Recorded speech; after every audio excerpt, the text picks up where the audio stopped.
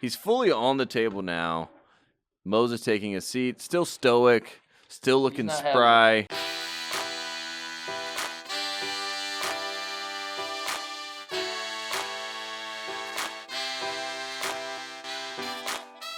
On today's episode of Titus and Tate, we will be talking to our good buddy, John Rothstein. He joins the show. He calls in. It was, as always. It's almost March, so he's getting close. He's fired up. He was honestly more fired up than we even expected, so we're very excited about that. Good to hear.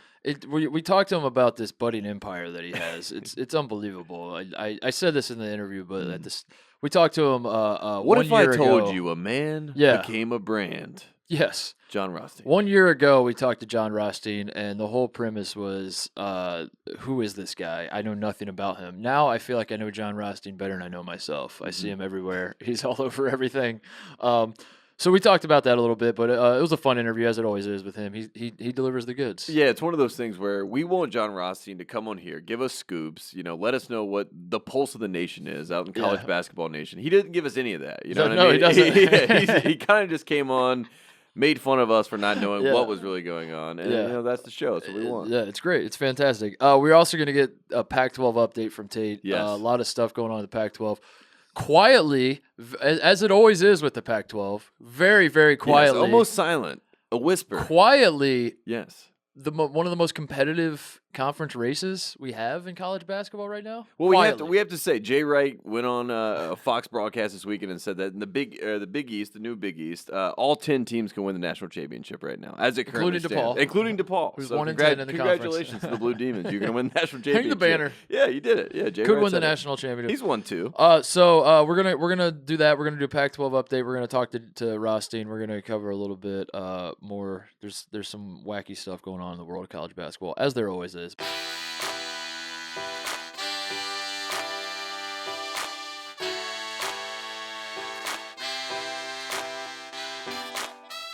All right, it is Thursday night. We are here in LA in the studio. Joining us for the first time in this new iteration of the program, Moses, my dog, my golden retriever. Yes. The official mascot of Titus and Tate. He's laying down on the floor right now. He's knocked out. It's like 8:15. He's had a long day. No, we brought him in because Tate, I don't know if you saw this, the dog show that was on FS1. I on actually the Fox did not Family see Network. this, so we should definitely cut this out. This is not a company man move, but I did not watch this. But I did see the vitriol on Twitter. People were very upset about it. Yeah, Daniel the Golden Retriever. Yes. It's my understanding that Golden Retriever has won the sporting group only like 3 times in the history of the Westminster Dog Show. Wow. Which is, you have to win the sporting group and then you get... Moses, you hearing this? Yeah, that's why he's here. He's fired up. Disrespect. He came in here. It's a Fox production. He came in here... wanting heads to roll. Yeah. I even got my, if you can see it, if you're watching us on YouTube, and you can go to the Fox Sports YouTube. I got my Golden Retriever hat on, Team Golden Retriever all the way. Daniel captivates the audience. Tate captivates the world. The Golden Retriever has never ever won at Westminster. This is something that's been going on since like 1877. Wow. Everyone's getting excited because everybody loves Golden Retrievers. Yes. And the dog is got this momentum. He wins the sporting group, which never even happens. He's the Cinderella story, and then they hand it to a goddamn poodle for the 30th time in a row. What it's was always the a poodle's poodle. name? And why was the poodle? Who cares? Okay. The poodle, he just had a fancy haircut, and the Golden Retriever was clearly the better dog, and America was upset. But it's one of those things. It's like Adam Morrison in the Maui Invitational, where even though you lose, you're actually the winner. Like, no one remembers. Well, it's not true. A lot of people remember, but no one... Just go with it. No one remembers who beat Adam Morrison in the Maui Invitational, or that Adam Morrison even lost. The Gonzaga team. Here's a better one, American Idol reference. That was on Fox, right? Here we go. Ruben stuttered. He won, but everyone remembers Clay Aiken, right? Wasn't he second? Exactly. There you go. Yeah, exactly. Yeah. Great. So Daniel did not win the Westminster thing, but he won our hearts, and that's what matters most. So, well, congratulations. I feel upset for all the bias against all the Golden Retrievers out in the world. I mean, they have a tough life out there, I'm sure.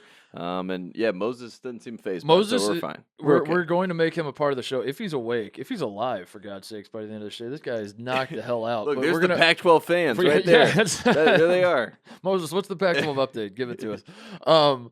We're going to do something with him at the end of the show. He's going to give us his picks for the weekend. So you have that to look forward to. And, of course, people, if you didn't see this, Moses picked the North Carolina-Duke game, and he picked North Carolina. Then he decided he wanted both snacks, picked Duke, which meant he knew overtime was coming, and he knew this would happen. I was really bummed, but then someone pointed out to me that because I was bummed because I thought he had the right pick, but then someone pointed out he actually had the spread correctly. So he picked Carolina to cover. He didn't pick Carolina to win. And that got lost in translation when I was talking to Mose about his pick. So. There was an old phrase that I used to like to use, which I don't even know if I own it anymore, but right logic, wrong pick. Yes. And Mose had the right logic. That's exactly wrong right. Pick. Let's get to it, Tate. We just witnessed the Colorado Buffaloes go on a 20-0 run in the first half against Oregon. Oregon is undefeated at home this year. And it looked like Colorado was going to run away with it, and then the wheels fell off. And it's gone. And Oregon blew Colorado out in the end. But like it was Colorado just let the clock run out, and they looked. It was a very, very weird vibe, as it always is with the Pac-12. Well, and let's be honest, the reason that was a weird vibe was Mark Jackson happened to be in between Dave Pasch and Bill Walton tonight, and he just provided a full show for us, and Bill Walton provided a full show for us because, again, this is the Conference of Champions. Again, this was the championship game in Bill Walton's mind. He reminded that plenty of times throughout the night. And if you look around the arena, we saw Phil Knight, right? We saw Dylan Brooks. This is officially the season where every time an NBA player is attached to any program, they're going to be backing around the campus. So we saw Dylan Brooks, we saw Bo Bull, we saw Chris Boucher, right? I mean, there was a bunch of guys that were back around. So it was a scene. It should have been a huge stage. And again, the Pac-12 update, it was not really in the end. It felt very quiet, and you even brought it up. You were like, feels like no one even knew what the score was. It's so weird that this game was for first place in the Pac-12. We now have like a 10-way tie in the Pac-12 at the top of the standings. It really is like weirdly. I looked up the standings because they said at one point they say in the broadcast that UCLA is still in the hunt, and I was like, I'm sorry, wait, what? Yeah. Huh? Did you say UCLA, coached by Mick Cronin, is in the hunt for the Pac-12 title? Yes. That can't be true. So I looked it up. I'll be goddamned. They're right there. They're a game back in the loss column, as is seemingly every team in the Pac-12. So going into tonight, these were the top two teams. And it felt like, I don't know, in any other conference in this country, like that matters. The teams like know what's at stake. Colorado went on a 20-0 run, Tate. They were blowing Oregon out. And as Oregon started making the comeback, Colorado looked like it honestly looks, when you watch Pac-12 games, it looks like there's no scoreboard in the arena. It looks like both the teams are out there just having fun. They're just trying to get some exercise. They break a sweat. They're really happy. They're like, that's what I'm here for. You know, like I'm older. When I play pickup basketball now, I honestly do not pay attention to anything except like just getting some cardio in. That's what I feel like these guys do. Is they're just like, I'm just here to get some cardio. Yeah. Just gotta get stay in shape. Just gotta get a nice moist forehead. That's all I'm really after. Love this gear I got for free. Colorado is like letting the game slip away, and even Tad Boyle's like, I don't know, timeout, I guess. I don't know. Meanwhile, Bill Walton is losing his mind, talking about the Amazon River and all types of things, yelling at Dave Pasch. There's no sense of like comparing Peyton Pritchard to both Stephen Curry and Larry Bird. So Mark Jackson at one point had to just say, I don't think he's either one of those guys, Bill. Like everything else you were saying, not that. It's staggering. You could take someone that's never watched college basketball before and show them Pac-12 games, and they'd just be like, "There's something different about this conference." Well, feels a little different. Here's something they wouldn't say. This is definitely the Conference of Champions. They would not say that. Did you see? I'll let you get to the Pac-12 update because you have all the notes. I know. I'm saying all your notes. You always prepare a lot of notes, but we were watching PTI together yesterday. And Kornheiser just go because what was the story? Mel Tucker, right? Yes. That left Colorado to go to Michigan State right after he had got done saying like I'll never leave Colorado. Right after he was like, that's always the last tweet before they change the avatar and change the bio. And then they do. Now the head coach and all the Colorado fans are replying with the Leo and Wolf of Wall Street. Yeah, I'm not going anywhere. You know, like that whole thing. And then like 24 hours later, he's gone. And then Kornheiser and Wilbon. Kornheiser, what did he say? It was like he said the Pac-12 was leftover dinner meat or something like that. Leftover dinner meat. Oh my God! And said that they were. And then today, scraps. Yeah. And then today, like the next day, I didn't actually hear it. We had it on one of the TVs as we were watching the IU Iowa game. Yeah. They come on and they say, how do we fix the Pac-12? Are these problems temporary or are they permanent? Is the Pac-12 ever like? Can it be salvaged? Can the Pac-12 ever be salvaged? So. Eek. I think it can be. Yeah, I think it can be. There's hope, right? I mean, Bill Walton is still there. He's still going strong, and everything seems well. And you mentioned it. Can it happen? UCLA, right? Let's start with the Pac-12 update. Let's start with UCLA. Let's start with Mick Cronin's team. Undefeated. And you're saying in what? In what way? Like you just did it earlier. Not on the season. Yeah, no. Surely not on the season. No. We would have heard about it. Yes, exactly. Undefeated. Well, I don't know. San Diego State. We didn't hear about it. Undefeated when holding opponents to 73 or fewer points. Great. this season. Mhm. Congratulations. That's I don't know. fantastic. I That's don't a great know. stat. I don't know why that was sent to me, but someone sent me that stat. I didn't even check it, so it might not even be true. But I'm gonna go ahead and say it is. So UCLA 13-0, 73 or fewer points on the season. So congratulations to their team. Washington is in last place in the Pac-12. Mhm. But just one game back of Washington State. So Is that true? That can't be true. No, it's 100% true, and they're battling it out don't think at the that's bottom of the Pac-12. One game back of Washington State. Washington State, who will be the dog of the entire Pac-12. I wish someone cared enough about the Pac-12 to fact check all of your stats. Definitely don't. Definitely don't. What I try to create with a Pac-12 update is steaks. You know what I mean? I'm not talking about leftover scraps. I'm talking about filet mignon. The best we got, maybe 3 days old. Maybe, in The Big Short, when Anthony Bourdain, they cut to him, and he's like, this fish is 3 days old, but I'm going to make a little stew here. Yeah. And this is like how he explains the CDOs or whatever. That's like the Pac-12 basketball experience. It's like, it's not really the fresh fish, but we got a nice little stew for you. Anyway, speaking of stewing, let's keep it going.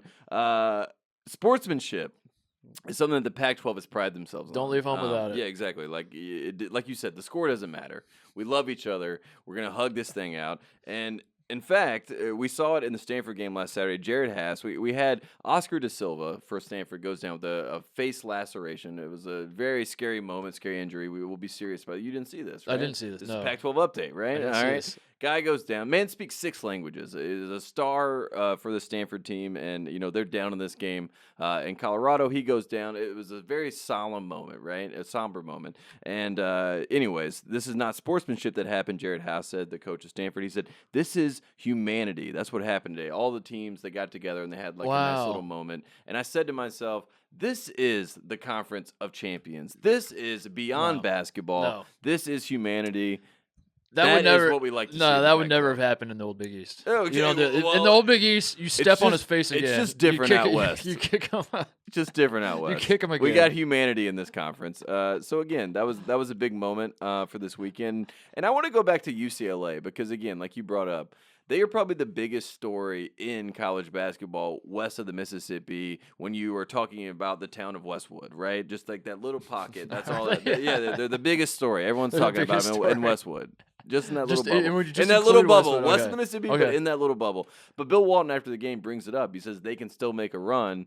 And I have to ask you today, because you are the Mick Cronin whisperer, do you think they have a real legitimate chance to actually make a run? Because, Mick Cronin, I don't necessarily believe in Mick Cronin making a run with his team. But Chris Smith says they have a chance. They finally bought in. They're one game back. I can't believe this either. They're one game back of the Pac-12 lead in the loss column. I think they're 2 games back in the win column. But again, everyone in the Pac-12 has at least 4 losses, pretty much, in conference. And they have 5. So that's 1. Yes, Pac-12 correct. They got the Washington teams at home this weekend in the Washington trip. Again, the two worst teams in the conference. Which I don't believe I don't believe that step, but we'll go with it. Washington's definitely the worst. So say they get those 2 wins. Maybe they're on to something. They're going to win those 2 games, right? Yeah. Surely. What could possibly go wrong? So now where do they? Don't call me Shirley. They're 1 game back. I don't know what the rest of their schedule is. They have Arizona coming in again. They already won in Tucson. Yes. I know they have the Arizona teams coming. I think it's next weekend, maybe 2 weekends, because I was thinking about going to those games. Okay. Why not?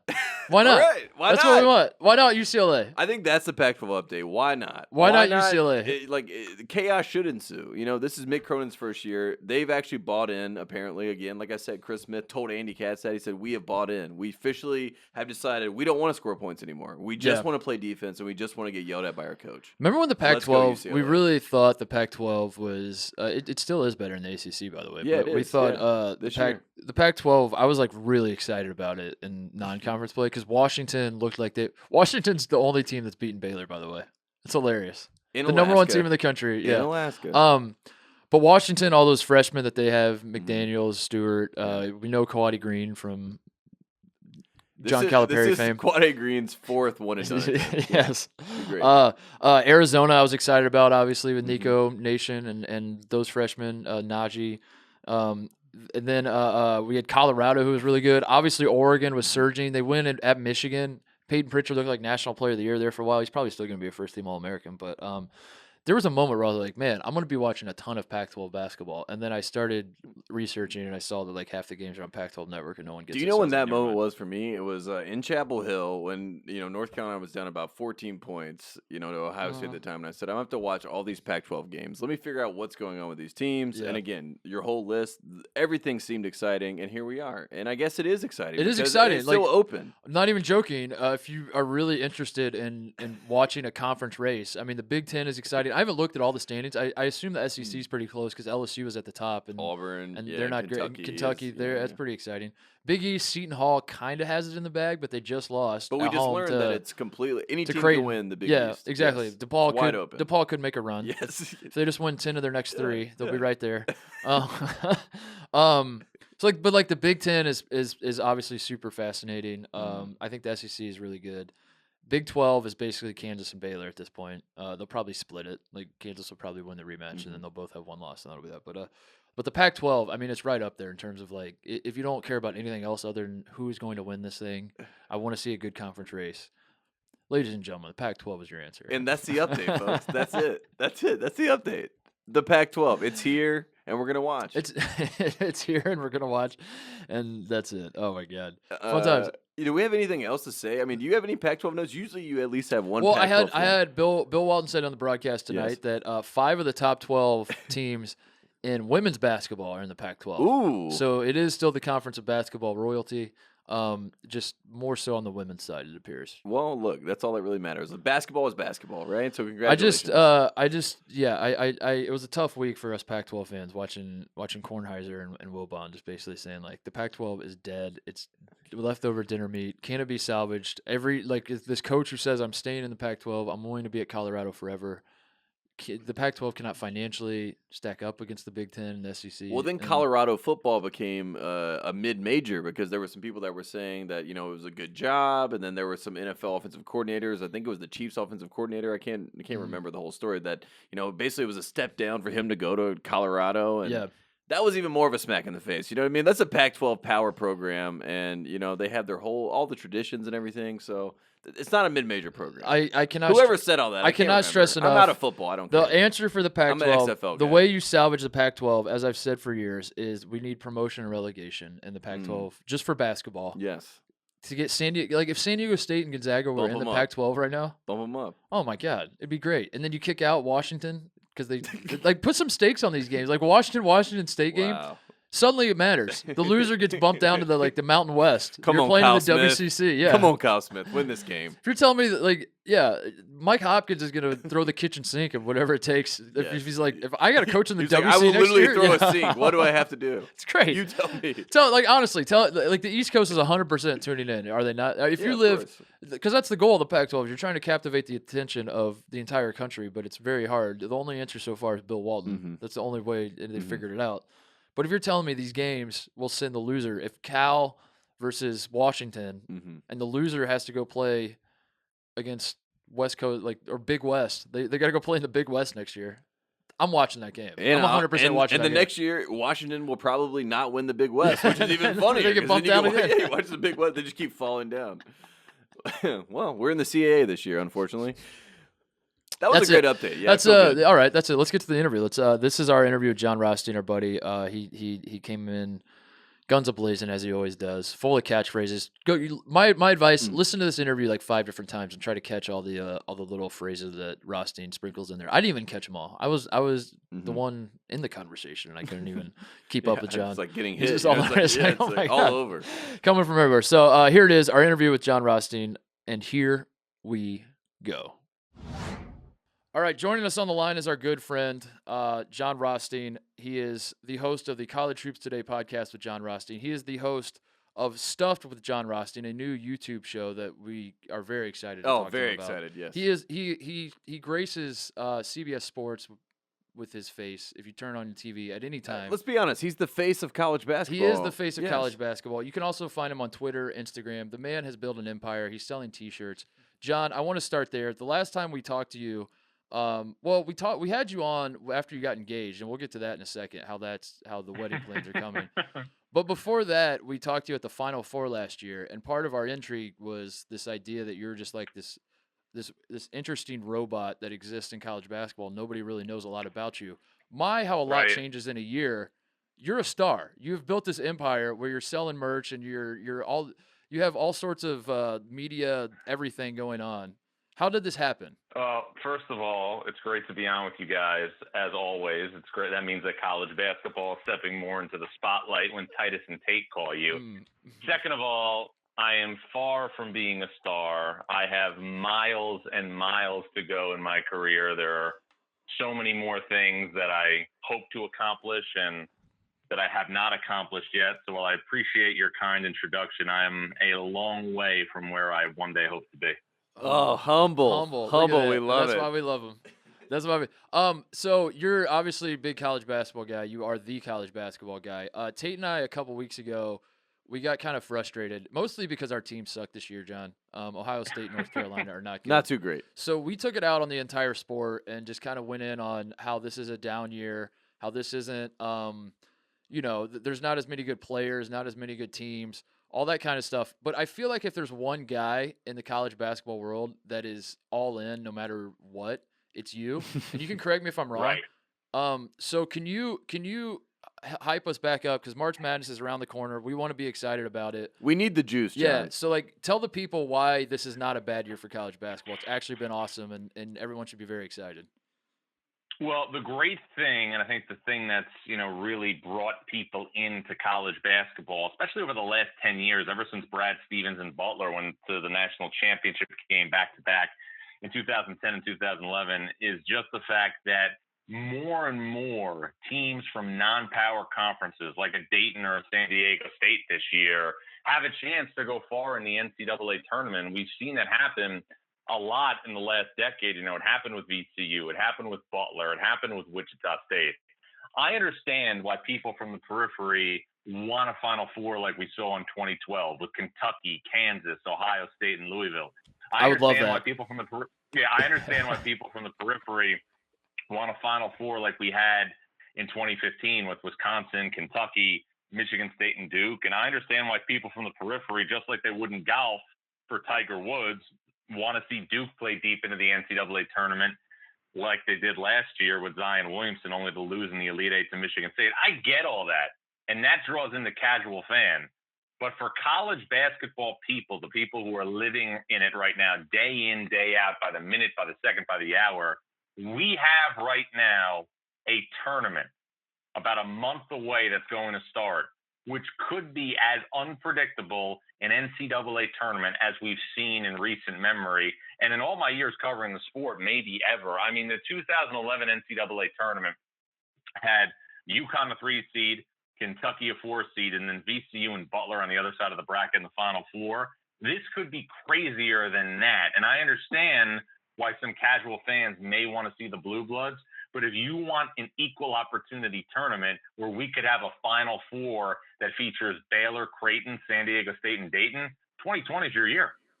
I'm worried about, you brought up 2011. VCU Butler was a horrible game. And then Butler UConn was a horrible game in the title. That's the only concern I have. That's it. But I'm with you otherwise. I understand your concern. I understand all the points that you're making. But I think we have some of these teams right now that are coming to the forefront that are unbelievable teams and unbelievable stories. I mean, in your home state of Ohio, we've got the Dayton Flyers, who are the most aesthetically pleasing team in college basketball, and I don't even know if it's close. You have a Baylor team that has really seen a reincarnation as a program, because you guys remember this. There was a while where Scott Drew was recruiting guys like Perry Jones III or like Quincy Miller and trying to get some of the top prospects. I throw Isaiah Austin into that mix as well. And he now has built the best team in the country behind a player in Maceo Teague, who was at UNC Asheville, behind a guy in Freddie Gillespie, who was once a Division III player and is now maybe the best defensive big man in the game, and a guy in Jared Butler, who initially committed to Alabama and is now the best player on a Baylor team that has a legitimate chance and has an inside track to win a Big 12 regular season title. You're right, John. I mean, you keep listening to these teams and these names, and they really matter, of course. But I want to ask you about a team that's trying to find glory again, because we're talking about the Baylors and the Daytons, the good storylines, but a team that I'm fascinated by, and we've always been fascinated by this team, and honestly, it's because of Mark Turgeon. It's about the lineage of this program. But Maryland, Sure, they're the only Big Ten team, right? They're in the Big Ten. Is that true? Yes, they are in the Big Ten. Surprisingly, wow. Yeah. They have a real shot at being potentially. Actually, they have the only shot in the Big Ten to be a 1 seed if they made a real run. Is Maryland a real team, a real contender, or are they a pretender like we both think they are? Ooh, I like that segment. Contender, pretender, defender, the Big Ten's the best league in college basketball, and Maryland has the highest ceiling out of any team in the Big Ten. They've got veteran guard play. They've got a guy who's on the cusp of being an All-American in Jalen Smith, but there are certain things that have to happen for Maryland to be a team to go back to Atlanta, where it won a national championship in 2002. Aaron Wiggins, guys, to me, has to emerge into a bona fide knockdown 15 to 18 point per game scorer for Maryland to have a chance to go to a Final Four and win a national championship. I look at Aaron Wiggins as the key to this run, just like Tyler Dorsey was the key to the Oregon team in 2017. Like needing a guy just to bury buckets. And another thing I think is that if Wiggins is going to become that guy, and you're getting big moments from Cowan, and you're getting big moments from Ayala, your best team is going to be with Darryl Morcell at the 4, so it could be a smaller look. But, yeah, I think out of all the teams in the Big Ten, Maryland's got the best chance to go to a Final Four. You're a college basketball guru when you say Aaron Wiggins needs to be like Tyler Dorsey in 2017. You know what I mean? And if you said that to a casual fan, they're like, I have no idea. You could say that to Andrew Wiggins? Yeah. Is that what you're talking about? You could say that to college basketball media guys, and they're like, who? Yeah. As John was talking, it's funny enough, John, you can't see us, but as you were talking, I was looking up Maryland's roster. I was like, who are these? What are these guys? Is Jalen Smith, Melo Trimble still on the team? What's going on over there? Who do you think is the best team in the country right now? Because this is a controversial thing. A lot of different teams. Baylor's obviously been number 1 for a while. Gonzaga was number 1. They're the only team to lose number 1 without losing a game this season. Meanwhile, San Diego State has not lost a game at all. Is San Diego State undefeated enough, do you think? Or should they be more undefeated? Do you think that's their problem? Well, I mean, they've answered every challenge that they've had to take on. And the amazing thing to me, guys, is this. 3 of the starters on San Diego State, Malachi Flynn, KJ Fagan, and Yanni Wetzel, were not active players in that program last year. Wetzel and obviously Fagan were grad transfers, and Malachi Flynn was sitting out as a transfer from Washington State. So this is the first time these guys are playing together. But, from what I have gathered, I did a lot of phone calls today, with people on the West Coast and people in the Mountain West Conference. Those guys were motivated to win. Malachi Flynn didn't win at Washington State. KJ Fagan didn't win at Santa Clara. And Yanni Wetzel was on a Vanderbilt team last year that did not win a game in the SEC. This is the first time they're going through all this. This is fantastic. So there you go, Tate. So North Carolina losing a lot of games right now. But the good news is they're instilling the desire to win. Walk me through it. Okay, so you lose a lot. So all the players are losing this year, and right now they're saying to themselves, "I hate this." So next year Carolina should be good. Oh, they'll be back. Okay, have that. There's light at the end of the tunnel. Perfect. So, but who do you like, John? Who, if I'm not saying win the national championship, because we all know the best team doesn't always win it. I'm just saying from what you've seen right now, who do you think is the best team in college basketball? Well, we know that the best team doesn't always win it because the best team in 2011 was Ohio State, and then they ran into Brandon Knight in the Sweet 16. Thank you, John. In the refs. I don't even remember what happened, but probably the refs also. Well, I mean, you know what was amazing about that team? Coach Mata would always start Dallas Lauderdale, and then, at the 17-minute mark, Kraft would come in off the bench, and then your spacing would be better. John Diebler, was out there looking like Sarunas Jasikevicius in the 2004 Olympics when, the USA lost, when Stephon Marbury was the point guard. Yes, Larry Brown's team. I love it, John. Larry Brown's team. Like Diebler that year was out of this world, but, Calipari had an unbelievable tournament. Think about the run. I mean, that Kentucky team struggled to win road games in the SEC that year, and then they go out and they beat a very good Princeton team coached by Sidney Johnson, and then Calipari beats Huggins, Mata, and Roy Williams back to back to get to a Final Four. I can't believe the best team doesn't. Go ahead. I asked you who the best team in college basketball was, and you're making Jasikevich's references, and you're going on this guy's. So what a run that was. The best team right now, and look, if we're going to be fair, and I've said this time and time again, how would we treat Baylor if Baylor had Kansas, Duke, or Kentucky across its chest? Because here's the fact. Baylor right now has played 23 games this season, and in 22 they've won, and in the one game they lost, they had control over the game in Alaska against Washington for 38 minutes. So to me, it's not even close right now. Baylor, especially with what they have defensively, Baylor's got 3 of the top 12 to 13 defenders in the country in Davion Mitchell, in Freddie Gillespie, and in Mark Vital, a player whose will is truly greater than its skill. And remember this, guys, when Mark Vital plays, there's no such thing as 50-50 balls. It's 90-10 balls.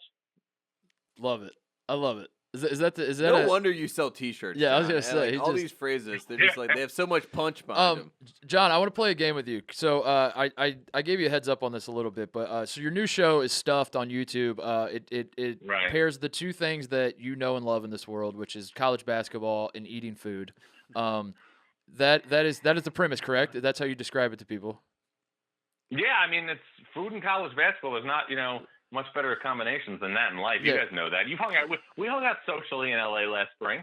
We did, We had food and we watched college basketball. Yes. It checks out. That's what we do when we get together. So here's what I want to do. You're also plugged in. You're one of the best source guys in the industry. You have all the feelers on who's about to get fired. That's what we're really interested in. These coaches. So here's the premise, John. I'm going to give you coaches' names, and you tell us how hot their seat is, and give us like a food item, how spicy it is, to signify. Just ask me about a school, and I'll give you an honest assessment. I'm trying to promote the show, John. I'm trying. No, we can promote stuff at another time. Just ask me about a coach, and all right. Well, okay. Well, the broadcast, I'll fill you in. Okay, so Shaka Smart. Shaka Smart needs to show, from a basketball perspective, Shaka Smart needs to show, in my opinion, tangible success down the stretch of the Big 12 season. Now, one thing I want to point out is this. Texas has been snake bitten with injuries. Like, I don't think they lose the game on Saturday against Texas Tech if Jace Febris didn't get hurt. But I am going to say this. Based on what I think everybody thought was going to happen when Shaka went to Texas, and based on what's happened, it's been a major disappointment, especially when Rick Barnes went to 16 NCAA tournaments in 17 years. But, here's the thing, guys, and this is something you guys both know because, we all cover this every day. Shaka Smart's going to get a check for 10-5 if Texas was just going to buy him out and say you're fired. I mean, that's a lot of calamari. I mean, Tate, you just can't go to your Bank of America ATM and say, yeah, I'd like to withdraw at 10-5. But also keep in mind this. This is one thing that, I always think about. So if you're paying your current coach 3-5, you are obviously going to be in a scenario where you're going to have to pay the next guy probably 4 or 5 or maybe even $5 million, especially if it's somebody like Chris Beard who already makes $4.5 million. So think about this for a second. So how many athletic departments, let alone are going to pay somebody $10.5 million to go away and then have to pay a new coach in the neighborhood of maybe $5 to $6 million a year? And this, Texas Tech would up the ante, or any other school might up the ante for their coach, because he's got to be a good enough coach that he's being courted by Texas. So I agree with you that the results have been disappointing. The product has not been what a lot of people thought it would be. He's still owed $10.5 million. So you're saying the Texas athletic department is cheap? That's what you're saying, John? No, we're kidding. Hey, but look, look, I know, it's a lot of money. It's a lot of money. It's a lot of calamari. Yes. It's a lot of calamari. All right, we don't want to talk about being Chiefs. All right, you guys were on scholarship with me in Santa Monica last night. Remember that? All right, we'll rip through these. Danny Manning. Another big guy. Just tell us if he's getting fired or not. That's really what we want. We want to know the scoop. Just tell us, is he getting fired? I give you the facts. Okay. We don't want the facts, John. We want the bullet point. We want to be able to tweet out a link, a 10-second clip of you just being like, he's done. Gone. Get him out of here. here. We just need one word, gone. No, Danny Manning has a substantial buyout, even more so than Shaka Smart. And it's going to take, obviously, a massive either booster or somebody obviously at Wake Forest to get the money. But Danny Manning's buyout last year was in the neighborhood of $18 million. Oh my God. I'll double check that, but it was a significant. That's almost twice my buyout. Bump. Right. No, I mean, hey, look, everybody knows when they hang out with Mark Titus that they're dealing, for all intents and purposes, with somebody who's in 10 figures. There you go. What about Greg? Go ahead. I was gonna go on to the next name. You got other Danny Manning thoughts? No, I'm just. This is what I give context as a reporter and as a journalist. Danny Manning went to the NCAA tournament. He obviously lost John Collins a couple years ago. And guys, here's a perfect example. And this is another topic, but we've talked about it a little bit in our visits. We have so many people, okay, in college basketball leaving college when they're not ready, and we think about it more at the bigger programs. But Wake Forest losing guys like Brian Crawford or Darrell Moore, that crushes a program like Wake because they can't just retool like a Duke or a Kentucky or Kansas. You know what I mean? Absolutely. All right, we're going to do it this way, John. I have 7 more names, and I'm going to give you the 7 names, and you just tell me how many of those 7 are going to be fired and not be coaching their teams. And then that way you don't have to say which ones. Just say gone or good. Gone or good. You don't have to tell it. No. We don't have to go. We don't have to. No, listen, John. We don't have to go individual guys. I'm just going to give you 7 names, and you give me a number. How many of these 7? You don't have to say which 7. Okay. Which of the 7? Just give me a number. No, I don't want to do that because I'm here to give the context. We've got my guy, Mark Titus, who's like, running the pledge circuit right now for Alpha Epsilon C, and we got Tate right now, with his feet up, like watching, highlights of Jerry Stackhouse in 95 and Anton Jamison in 98, thinking that they were actually going to go to San Antonio and beat Utah in that national semifinal. Oh, come on. My heart, John. Yeah. No, I'm not going to do that. I give you the context from the reporting side, from the facts. Yeah, give us the facts. Okay, so Greg Gard, Chris Collins, Josh Pastner, Archie Miller, Dave Lato, Mick Cronin, Roy Williams, Jim Christian. Whoa. Why would you put Roy Williams or Mick Cronin? Oh, so you are. So now you're doing it. Oh, interesting. What are the facts? No, I was trying to get you. See, here's what I was trying to. It's a little journalism trick, John. I was trying to get you to give out a number, and you say 2, and then I was gonna be like, oh, because Roy one of the 2. I don't know. No, all right. You're too smart for that. Yeah. Yeah, I'm too smart. Let's keep it moving. Keep it moving. Let's talk about your wedding. Is it still on? Is it what is on your registry? It's still on. What is the weird? I mean, I haven't got to save the date yet. That's why I'm wondering. Oh. Are you guys gonna crash? You're upset. We're gonna crash. What's the weirdest thing that you put on your wedding registry? Have you done the registry yet? Well, I mean, you guys have hung out with myself and Alana, my beautiful fiance, a couple of times. So, like, very lovely. I, as you can tell, especially this time of year, have not probably fully participated in the registry. I kind of made a couple of suggestions with the food and with the band, but I kind of told her, I said, on April 10th, when I get back from the Final Four, I will dive into helping more with the wedding. And she said, what if I have questions in May? I said, hey, you know the rules. We sleep in May.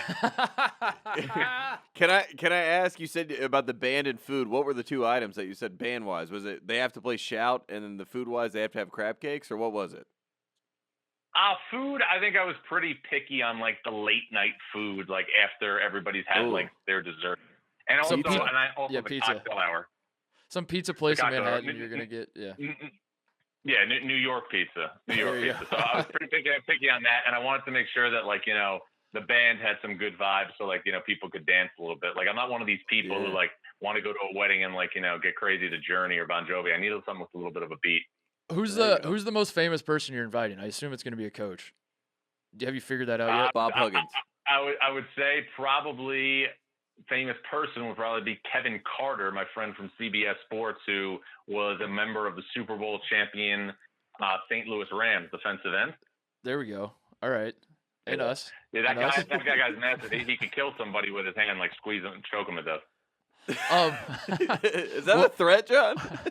If we show up, I'm just telling you, like this guy, like he's the greatest guy in the world, but like you could tell, like if he really wanted to kill somebody with his hand, he could. He has like the ability to do like the Darth Vader death grip without like actually using the force. I feel like you're telling us he's not invited to the wedding. He's hired as security of the wedding. Yes, to keep us out. Just in case any podcasters from LA show up without him. What's the bachelor party plan? Do you have that figured out? I need to get through the conference. He's so lasered in. He's locked in, man. This guy. Yeah, my God. I'll deal with the stuff when I get, and I'm still like working on next year's top 45. Okay, I had one other question for you. So the Final Four this year's in Atlanta. Tate has half a mind to stick around because a few days after the Final Four, after the national championship, is the Masters in Augusta, just down the road. So Tate and I have been discussing the idea of going to Augusta. One thing that I am going to Augusta. Tate is going to Augusta. Yes, I might be going. Well, one thing that turns me off is you have to basically surrender your cell phone when you get in. You seem like a guy.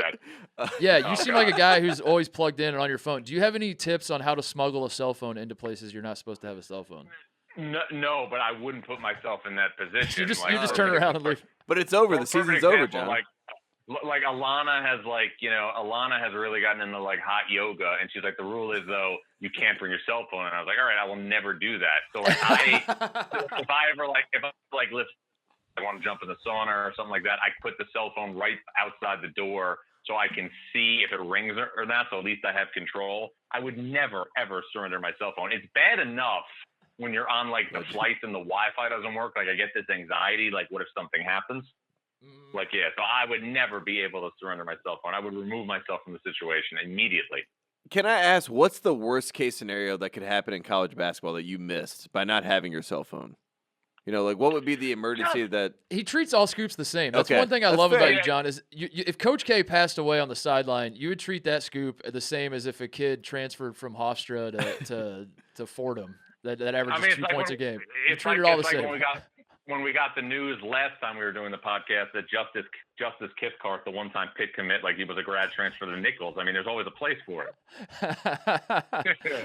We're 100% having you on at the Final Four, and we're just going to we're going to do like a 4-hour interview where the whole point is we're just trying to catch you doing a scoop live on the air.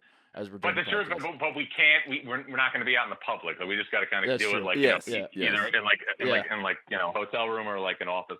Right. We'll figure it out. Anything else, Tate? No, John. It's great to talk to you, and I know you're watching college basketball right now, so that's beautiful. Yeah, I mean, it's amazing. Are you guys gonna ask? Are you gonna ask me about like March Madness or stuff or anything? Or you just kind of that's it. That's all we got. I mean, I tried to do the you crossover. got mad when we brought up promo. stuff. Yeah, I was trying to do some food. I mean, you wanted to do like the connect the dots with like the Buffalo Wild Wing sauces, and like all of a sudden we were before you know it, Titus had us like in left field with a hockey stick. That is true. You told us last time you're not a B-Dubs guy. Can we take you to B-Dubs? That's what I really want. I want that to be my wedding gift to you. Is I want to take you to B-Dubs and we just smash wings. But I don't know if there are any in New York. New York does not seem like that feels like a Jersey thing. Yeah, you got to drive to Jersey. To go to B-Dubs. Go to Newark. Yeah, we should watch games together at B-Dubs, John. We got to make this happen. If I go to B-Dubs, then I'd be cheating on Bar Coastal, which you guys have not had yet. Terry-style wings from Bar Coastal, 78th and 1st. The best wings, pound for pound, inch for inch in America. Here's a March Madness question. Here's a college basketball question. We'll let you get out of here. Who's your player of the year pick? Who's going to win it? You don't like giving opinions. That's one thing you hate doing is like being opinionated. So that's not true. Okay. Well, then who do you? That's not true. All right. So who do you want to pick? You just asked me. You just asked me who was the best team in college basketball, and I gave you Baylor. I said you said Yesikevicius. You're making Yesikevicius references to try to divert away from answering the question. You asked me, about Maryland. I said they have the highest ceiling in the Big Ten. Those are opinions. You guys want to blame the coach so you can count the bodies. Yeah, yes. That's what it is. I'll say this. Miles Powell did not have a great game against Creighton last night. He's had a couple of bad games. The way he has redefined his game in the sense that he's added the ability to get his teammates more involved. Like Romaro Gill is one of the most improved players in the country. Miles Powell's had a big hand in that. But I will say this. I think you've got as close a National Player of the Year race as I've seen in quite some time. Mm-hmm. Right now, my first team All-Americans are Peyton Pritchard, Marcus Howard, Miles Powell, Obi Toppin, and Luka Garza. To me, Powell, Toppin, and Garza are in the top 3 for National Player of the Year. I'm right there with you. You're a Powell over Marcus Howard guy for Big East Player of the Year. Well, I mean, his team has had more success. Right. So I look at one team's in first place, the other team's in 5th place. I think you have to reward that, for all intents and purposes, and give Seton Hall the nod from that regard. That's why Miles Powell is ahead of Marcus Howard. There's something to be said too for just making your teammates better. And you look at the packages that Kevin Willard has put in for him offensively. There's more rim runs. There's more, obviously, opportunities to get his teammates involved. He's a really special player. And you have to remember that he's a player that, got hurt and his team kind of held down the fort a little bit without him. But guys, I mean, early in the season, and, Tom Izzo said this when I was at the game in Newark, he said, Miles Powell is one of the best players that I've coached against in college basketball, not just this year, but ever. He had 37 against Michigan State. So, I remember, yeah. So how's that for opinions? That's actually a great opinion. Great. That Miles Powell over Marcus Howard. Just be prepared for Marquette people on Twitter to. Yeah, they're gonna be very upset about this. But otherwise, yeah, we have your back though. No, I know you do, but the good news is you kind of learn what fan bases are like gum on your shoe, and the other ones are just like flies by your ear. You just want to swat away. Yeah, there you go. Well, John, we're not teammates, but you make us better, John. We just wanted to say that. We love you. Thank you for coming on. You have an open invitation to come on the show whenever you want. We will definitely have you back on at the Final Four if the schedules allow. John Rothstein, College Hoops Today podcast with John Rothstein. Everything he does is with John Rothstein. That's good brand awareness. It's like Stuff with John Rothstein, College Hoops podcast, College Hoops Today podcast with John Rothstein, CBS Sports with John Rothstein. I think they changed the name of the network. Yeah, and he's selling T-shirts. He's on Twitter. He's on Instagram. Go follow the man. If you listen to the show and you're not plugged in on who John Rothstein is, shame on you. Fix that. John, thank you so much, buddy. Thanks, John. All right, thank you to John Rothstein. Can't say enough about him. I will say this. The first time we had Rothstein on, he was so nice and cordial with both of us. And, he was it seemed like he was almost excited to talk to us. And now he just comes out. He's famous now. Well, he's just shooting from the hip. When he came on before, he was trying to get his name out there as something other than like this guy on Twitter that's a robot. That's what I'm saying. And now he is a celebrity. Now he's super famous. He is the face of college basketball. He can do that. He's earned the right to do that. One thing I love about him is what you see is what you get with that guy. Like you try, I've tried as hard as I can to find a common connection between him and I that's outside of the world of college basketball. So I was like, hey, let's talk about food maybe. You have a show. He's like, I really don't really eat food, Mark. I'm only watching games. So what are you asking again? Let's talk about it. Peyton Pritchard, best player in the country. Loves rom-coms. He's locked in at all times. It's not shtick for Twitter. He's just that way at all times, and we love him for it. And he's serious, and he's like old school about it. You know what I mean? He's like, I wake up at 6 a.m. and I just check all the scores. I run through everything, and I'm not sure if that's true or not, but it sounds right. Billis has his tweet scheduled, his Jeezy quote tweet. Yeah, let's just go ahead and put that out there. The Jeezy quotes, they were dead 10 years ago. You know that Billis is scheduling those though, right? Like he's got like whatever bot set up that they automatically tweet. Rothstein's actually waking up every morning and tweeting Rise and Grind. Absolutely. Yeah. That's the difference. And young Jeezy now goes by Jeezy. Send the cease and desist. Yeah. Get your lyrics back. Own your lyrics. Rothstein is manually doing it. I will say this. I'm going to take him to task though. I was trying to do a thing with the hot seat coaches as you just listened. And he did not buy in. He's not listening to the show, so I can say this. He thinks that coaches are listening to this show. That was the problem. They're not listening. They're not listening. Rothstein, a little cowardly, if I can say so. Come on. So let's do this for him. I don't want to do what your answer is. I want to do what John Rothstein's answer is. Exactly. On whether these coaches are going to be So this fired. is on the record as on John the record. Rothstein. You can quote this if you're listening, if you're a media outlet, if you're one of the coaches that we're going to be talking about. These are John Rothstein's words. Titus Tate - John Rothstein. Yes. So let's do it for him. Shaka Smart. Is he getting fired? Gone. Get him out of here. Boom. Danny Manning. Good. You think he's good? Good. You think he's North sticking Carolina around by a lot of money. We heard John Rothstein say this. A lot of money involved. So good. Okay. All right. Shaka, they're going to pay the money. Because we called him cheap. I don't do money. This is the problem that John had. Is like I don't do contracts. I don't. Like I don't want to know the details. I don't like. I just want to know. You're like the Patriots fans when they heard about Garoppolo and Brady and the same agent. They were just like, I don't want to know that. I just want both of them. Keep them here. For me, I just want to know, can he win, damn it? Can he win? Can he get my program back? And if the answer is no, get him out of here. Gone. Get him out of here. Gone. Greg Gard. Gone. Yeah, I think Greg Gard's going to stay. Okay, he's gone for you? For John. Not for you. For John. Gone. I think John thinks Greg Gard's gone. Chris Collins. He's staying. I think John says he's staying. I think he's good. Yeah, Northwestern, they went to the tournament that one time. Josh Pastner. Good. Surprisingly good. Just beat Louisville. Yes, that's why he's good. Next week could be What happened there? I saw Wara had 2 points. Exactly. That's what happened. 4 turnovers. What happened was, let's be honest, Louisville winning that game, they're saying, we're playing Georgia Tech tonight. Nice. W. And they lost. So Pastner is sticking around. But for that. good. That's enough to keep Josh Pastner. Exactly. Archie Miller. Good. He's good. He's definitely very good. Should have won the game with Bob Knight there, but I kind of like that they played well tonight, Yep. instead. That's good. Good coach. Dave Lato, who I was shocked. I thought he was already. I'll be honest. I thought DePaul's resurgence this year was because Dave Lato was fired and they hired a new guy, and I just didn't know who they hired yet. But it turns out it's still Dave Lato. He got past the scandal. Yeah. And he's moving on. There was all like the assistant coach kind of thing coming up, and he was like, I'm going to stay here, and I'm going to win games now. So good. Dave Lato, good. That's his plan, and it was working for like half the season, and now they're 1-10. But as you said, Jay Wright said they could win the national championship. So yeah, good.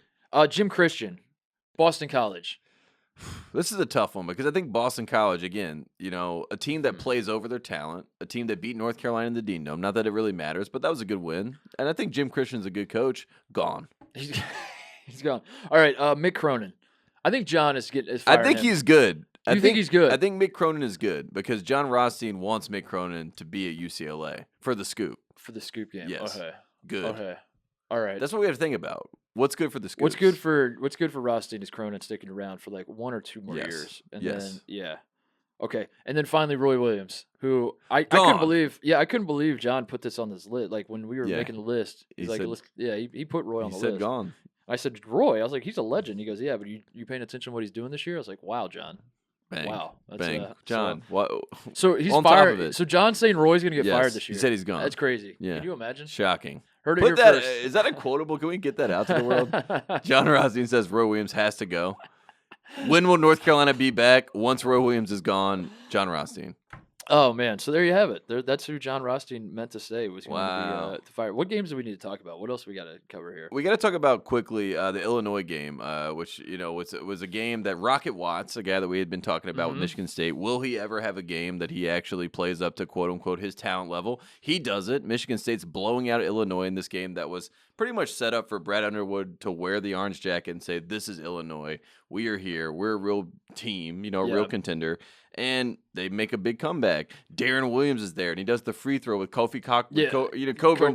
Coburn. I almost called him, his real name. Coburn. We'll bleep that out. Coffee Coburn.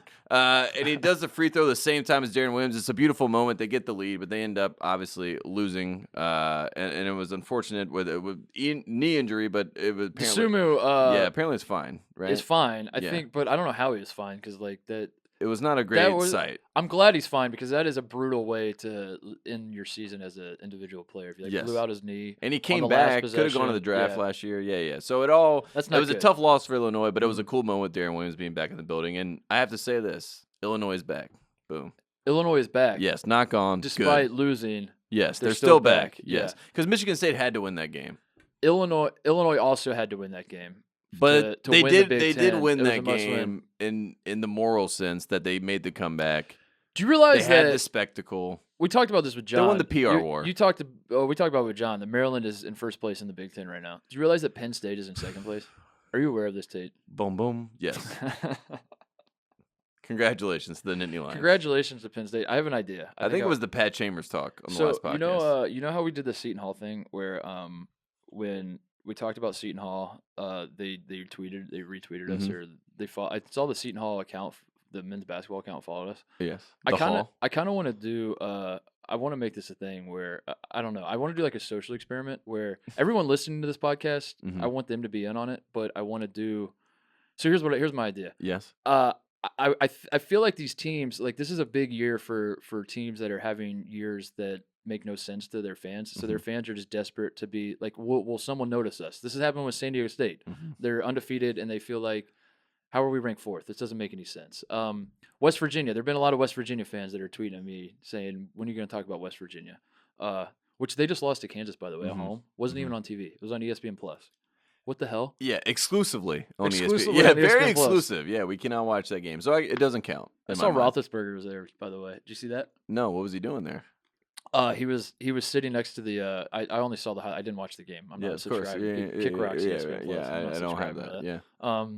Roethlisberger he had his big beard. He looked like the Mountaineer, and he was like sitting next to the Mountaineer, and then put on his cap, and it was a whole thing. And again, Ben Roethlisberger did not go to West Virginia. He went to Miami of Ohio, so I guess he's just identified himself as a Mountaineer. Pittsburgh guy, which is like that's a rivalry with. That's old Big East. Sorry, sorry. We're getting in it's old Big East. Never mind. So here's my idea. So I want to make if you've been following our new iteration of the podcast. So what happens is Fox is, as I said, filming all of our shows. They put them on YouTube, and then they take these little clips from us talking to one another. Yes. And they make their little sound bites and they put them on YouTube and then just try to get some conversation going and stuff. I find it hilarious because the kids call it content. We're just that's how you make content. Yes. You and I are just two jackasses talking about college basketball, but like you could clip it up to make it seem like I'm sure they do a great job here. They're gonna do something with like a little Pac-12 discussion, and they're gonna make it. Oh my God, is the Pac-12 the best league? Even though we spent we spent 15 minutes shitting on the Pac-12. So my idea, Tate, is I want to make just like a fake video that Fox can then crop out, and they tweet it. And the goal here is to get Penn State I picked Penn State because I feel like they're a great target.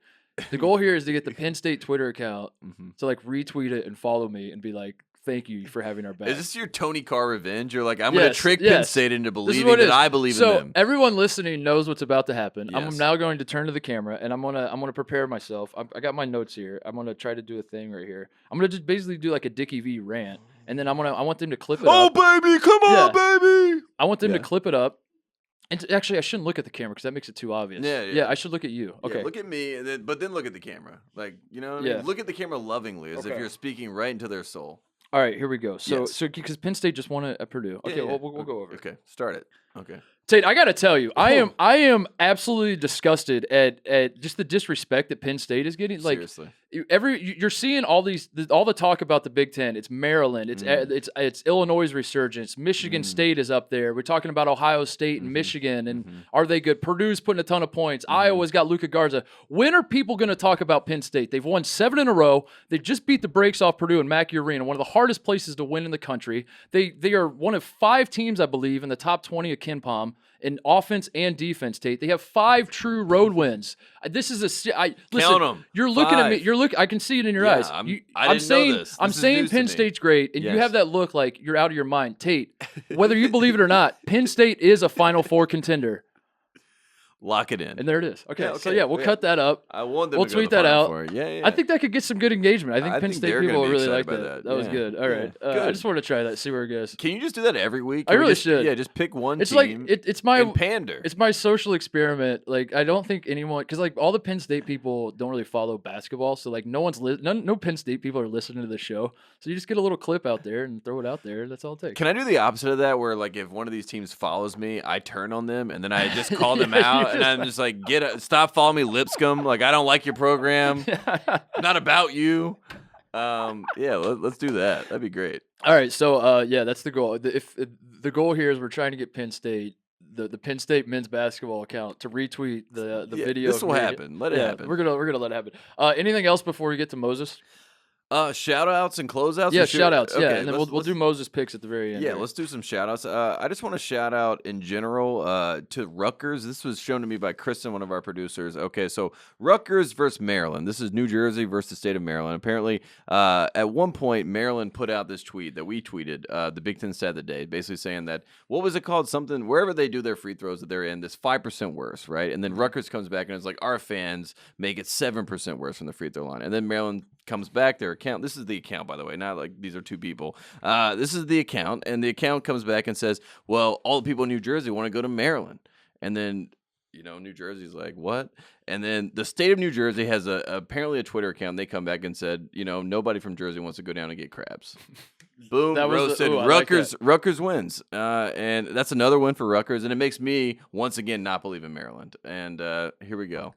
Rutgers basketball. You got owned by the state of New Jersey. Yeah, exactly. Yes. It's DJ Pauly D working the Jersey. Big week for New Jersey. Like, Worldwide West and Leon Rose are going from Ocean City, New Jersey to the New York Knicks. You know what I mean? Like, it's a good time if you're in Jersey.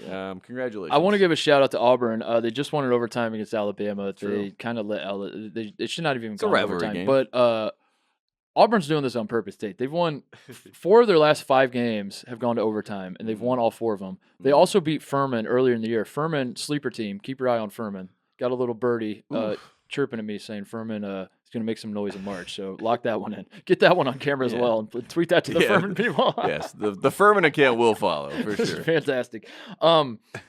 So Auburn has won. Moses is chomping. Wake up, buddy. We're going to need you here in a second. Auburn has won 5. They've played in 5 overtime games this season. They've won all 5 of them. 4 of their last 5 games have gone to overtime, and they've won all of them. The one that didn't was against Kentucky. So shout out Auburn. I think they're doing it on purpose at this point. And if you're Auburn, you already have all these, like memories from last year and close games and having to deal with that whole situation. So it's nice to see they've gotten over the demons and they're winning these games outside of Kentucky, obviously. I also want to shout out Trey Jones for the thing against North Carolina again, because I don't know if you saw this tape. Marcus Howard tried to do it against What Villanova. happened? Marcus Howard tried to do the miss on purpose thing and completely missed the rim. And it just highlighted how improbable. How lucky it was. How lucky it was. Exactly. Yeah, who would have Isn't that thought? crazy? What luck? Man. You know what I mean? I don't know if you've thought about it, but like if Trey Jones tried to do that a million times, I think he probably only does it once. And it just so happened to be that one time that it really happened. It's crazy, isn't it? Let me just tell you, I don't think Titus Jones could do that on a good day. So it really hurt. Another shout out. South Carolina, they received their NCAA notice of allegations over the federal hoops probe. So all that's coming out. This is over PJ Dozier. And we talked about this a long time ago. But, you see the numbers, $5,865 in bribes. I think PJ Dozier's worth $5,000 worth of bribes? I mean, I think he's worth more than that. You know what I mean? That's nothing. Yeah. So So that's news. That's an average Wednesday for me, bribing people. That's ridiculous. I want to shout out Texas Tech as well. Texas Tech beat TCU by 46 on Monday night. Texas Tech is lurking. When we did the podcast, when we were still doing it out of the garage, and we had Harry from Against All Odds on, I brought up that Texas Tech is a team I have my eye on as a Final Four type team that is like does not have great odds to do anything in March. Mm-hmm. I will not count Texas Tech out. Chris Beard is a phenomenal coach. They just crushed the hell out of TCU, which I know TCU isn't. TCU beat them earlier this year, though. So Texas Tech is lurking. I just want to bring that to America's attention. Like, I don't want you to be surprised when Texas Tech just starts crushing people like they do. Or makes another Final Four run. Yeah, they're good enough to do it. They really are. So shout out to them. And finally, San Diego State. I watched the game against New Mexico. I decided the what is it, the VAS Center? That's what we call it? Yeah. It's rocking. We got to get down there. We got to get down to a game down there. And you were antsy to get down and to have the Aztec fans just welcome you and just fall in love with the fact that you believed in them. I believed in them. Since they were 20-0. Ever since they were 20-0. No, it's the same thing. It's pandering. I realize. I see that there's a. Where's the camera? Where's my camera? Where's the camera? What more do they have to do? Are they undefeated enough? Are you kidding me? Are they not in the 1 seed in the West? No, you want to go down? Can I talk you into going to a game with me? Yes. Should we go to the final home game if they're still undefeated? Yes. Who's it against? It's Colorado State. Okay. I want to lock it in that we're going February 25th. If they're night. undefeated, if they lose between now and then, I'm out. I'm very much off the bandwagon. My best case scenario is we go to that game. They are still undefeated, and they lose that game, and we are convinced like that we are the curse. Yeah.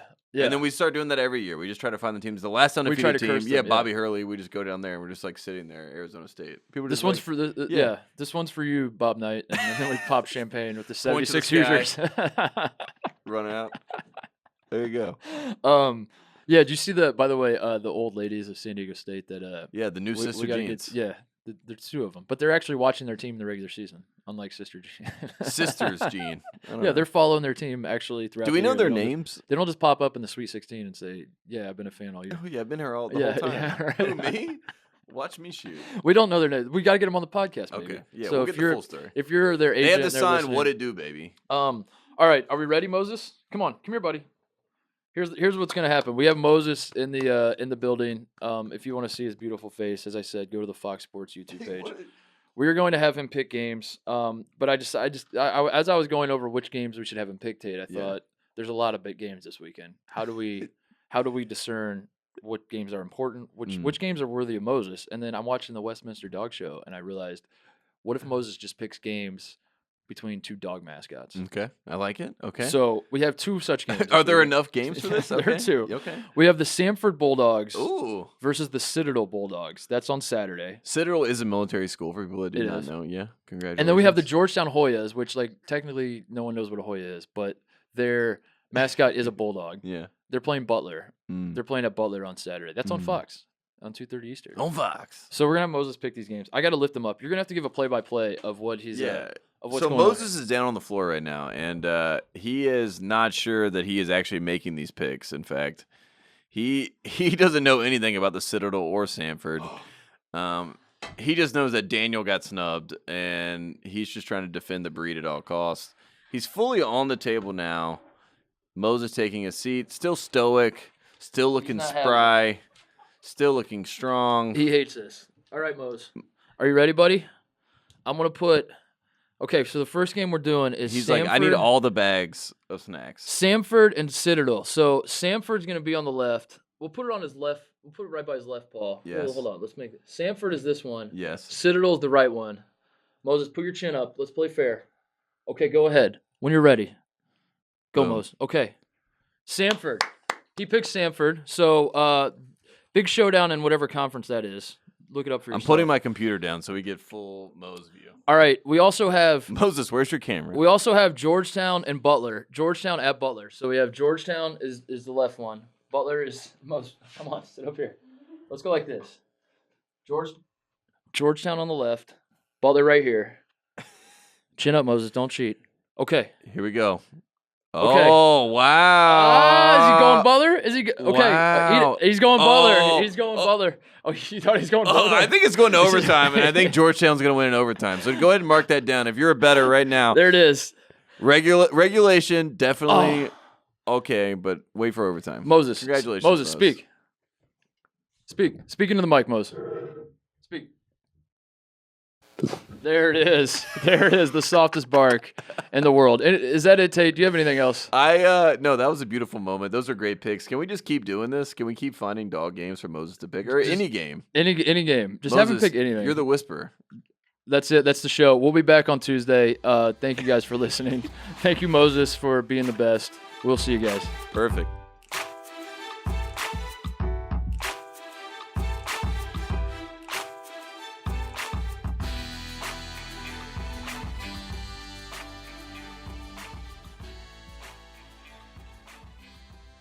For the best access, perspective, and personalities in all of sports, follow us at Fox Sports on Twitter, Facebook, Instagram, and YouTube.